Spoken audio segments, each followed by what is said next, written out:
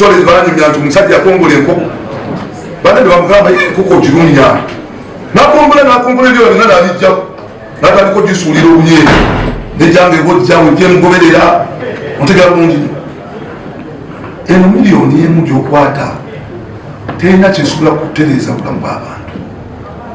Abantu tubalese tolenge tubafunire wantu watuufu balanga bali muki tubasi.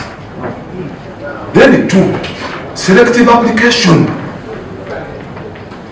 Hatubantu badunga kukayana singa ne bifactory nabidibwa otikerenti ddala etteeka likola ki likola kyebata rule of law is the equal enforcement or unselective enforcement of the law.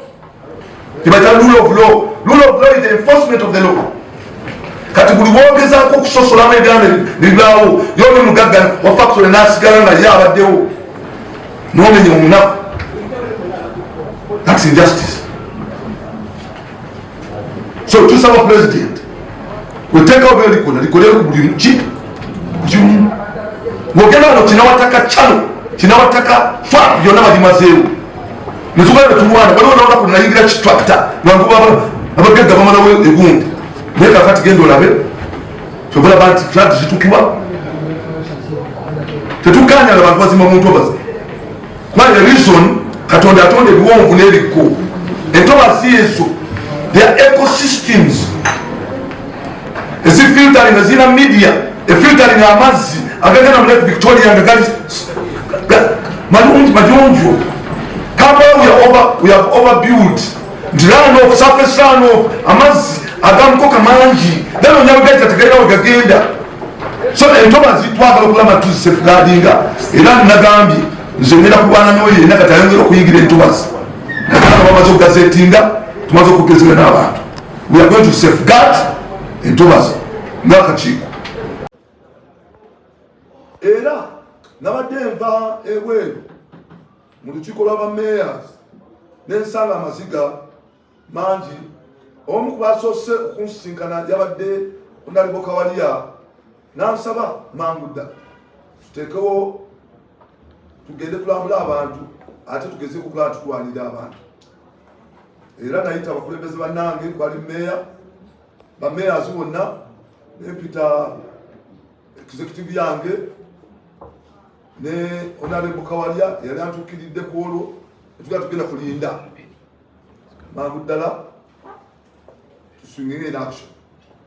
Era bwe tutyo twagamba nti tetujja kusooka kugenda mu bantu kukaaba nabo naye tusooke tugezeeko kulaba tusinkana abannema tugezeko bagamba nti gundi twakanya paka na kakiiko kakoze ki katondeddwa byatuukawa ezabaddewo eviction y'abantu. Nasobola okuŋŋamba nti kanzije naye mbadde nkyali bize nejjamu mungi naye netusaba tugira tusomesebwa abakozi be abaalimu ate nga bavunaanyizibwa ku byentobazi. Dr. Sebadduka n'omulala ne batandika okutuyitiramu nga naffe tubabuuza ebibuuzo. Era oluvannyuma awo irize okubaako nekyekola naddala okumenya abantu mu Kampala.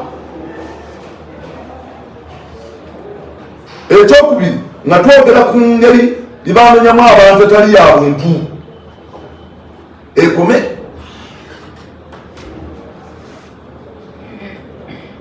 Naddala nga bamenya abantu abanaku ng'ate oluusi abagagga babakola kyolabika selective application ye.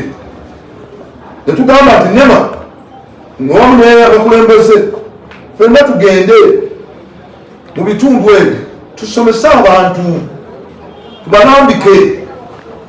Kubanga okwogerera mumanyi nema yakagazetinga entobazi zaayo n'okumakinga ate nabakumakinga wa entobazi weziyita kati abantu tebamanyi bali mu lutobazi oba tebali mu lutobazi. Kampala yonna ebitundu ebisinga bali lutobazi paaka awo okukka wansi nakivuba wonna bali lutobazi naye ne bavangwishinga kati abantu tebamanyi lutobazi luyitawa.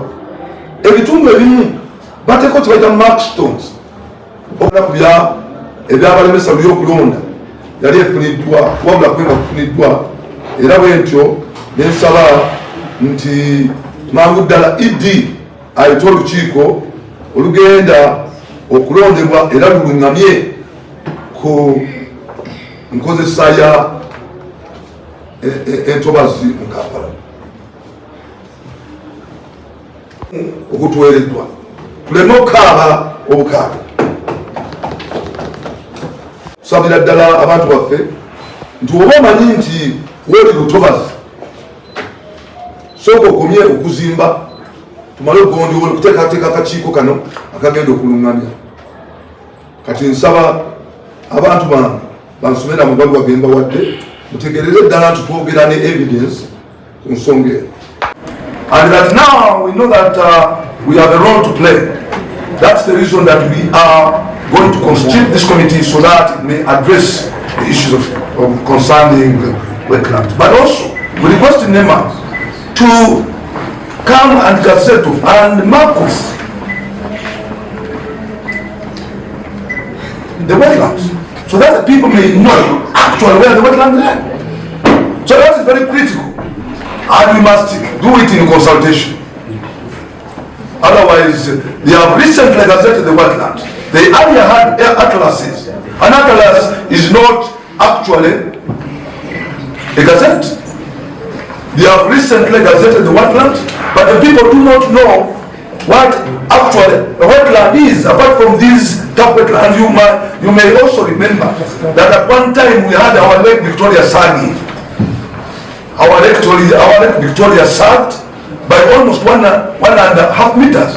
Since off in the Kampala Drainage Master Plan, a group at the drainage system of Rubiji, they were still compensated. How comes now that NEMA is enforcing restoration orders without ideally compensating these people who are occupants?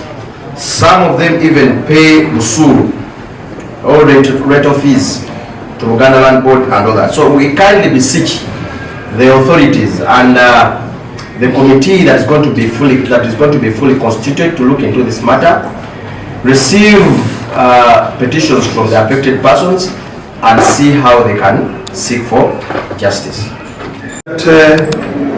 NEMA should have come and destroyed those homes without the environmental committee for Kampala, because as leaders we are entitled to see that we protect the people who elect us as leaders in Kampala here, and the committee had to be set up, which has been yet been set up, in order to work with NEMA in case they need to come and demolish those homes or to do an activity in Kampala. They should have consulted our mayor, the mayor here as our chairman of the committee, and also the division leaders, because these people are Ugandans.